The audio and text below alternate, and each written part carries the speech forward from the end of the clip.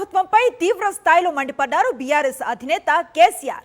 తాము అధికారంలో ఉన్నప్పుడు ఇంటింటికి మంచినీళ్లు 24 గంటల కరెంటు సరఫరా చేస్తే ఇప్పుడెందుకు ఇవ్వలేకపోతున్నారని ప్రశ్నించారు. 400 మోసపు హామీలతో కాంగ్రెస్ గెలిచిందంటూ మండిపడ్డారాయన. ఇక రేవంత్ రెడ్డి సీఎం స్థాయిలో మాట్లాడటం లేదని ఫైర్ అయ్యారు. మొన్న కూడా మోసపోయి కాంగ్రెస్ పార్టీని గెలిపించారు. 420 హామీలు ఇచ్చిండ్రు, బయలుదేరిండ్రు. ఇవాళ ఏం మాట్లాడుతుండ్రు? రైతు బంధు అడిగితే చెప్పుతోను కొడతామంటాడు ఒక మంత్రి. నేను చెప్పిన బిడ్డ, రైతుల చెప్పులు చాలా బందోబస్తుంటాయి, దబ్బన వాళ్ళు అదే పనికెత్తుకుంటే ఏమైతుంది మీకు గతి అని కూడా నేను చెప్పిన. ఇప్పుడు ఇన్న ముఖ్యమంత్రి ఆయనను 6 గ్యారెంటీలు ఇవ్వయా, కరెంట్ ఎందుకు మాయమైందా, నీళ్ళు ఎందుకు మాయమవుతున్నాయని అడిగితే ఆయన నేను పండబెట్టి తొక్కుతా, పేగులు మెడలేసుకుంటా, పెండ ముఖానికి రాసుకుంటా, చీరుతా, సంపుతా, మానవ బాంబునైతా, మట్టి బాంబునైతా అని మాట్లాడతాడు. ఇంత అసహనమా? ఒక ముఖ్యమంత్రి మాట్లాడవలసిన భాషనా ఇది? పద్ధత? తెలంగాణ రాష్ట్రానికి, సమాజానికి ఇది ఒక గౌరవమా? దయచేసి ప్రజలు ఆలోచించాలని చెప్పి నేను కోరుతా ఉన్నా.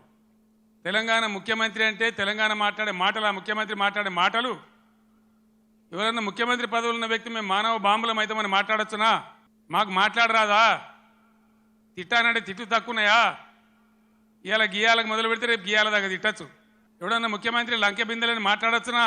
నీకు ఏ పరిస్థితి దొరికిందో ఆ పరిస్థితి మీద ముందటికి ఒక మార్గం వేసుకొని ఎట్లా దాన్ని చక్కగా చేయాలో చేయాలి.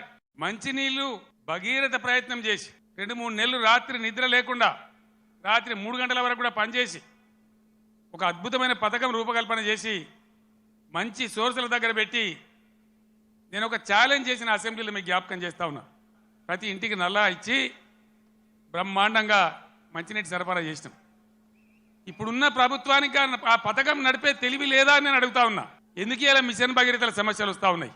రెప్పపాటు సెకండ్ పార్ట్ కరెంటు పోకుండా రాష్ట్రంలో అన్ని వర్గాలకు కరెంట్ ఇచ్చినాం. కేసీఆర్ జర్ర ఇటు ముఖం మలగంగానే కట్క బంద్ చేసినట్టు కరెంటు బంద్ అవుతుందా? మేము చేసిన దాన్ని 9 ఏళ్ళు ఇచ్చిన దాన్ని ఈ చవడ దద్దమ్మలకు ఇయ్యస్తలేదా?